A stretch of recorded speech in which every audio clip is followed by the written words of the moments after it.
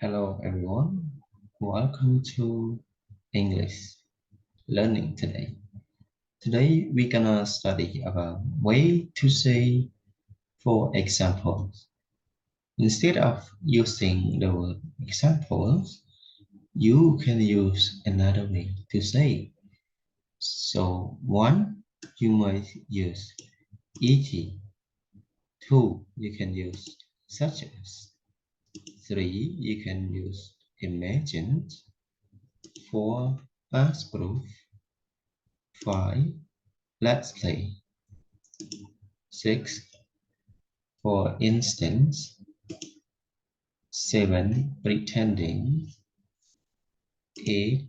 Case in point. 9. To illustrate.